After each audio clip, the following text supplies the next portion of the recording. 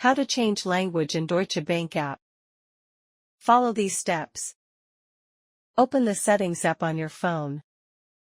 Scroll down and tap on General, iOS, or System, Android. Select Language and Region, iOS, or Languages and Input, Android. Tap on iPhone Language, iOS, or Languages, Android.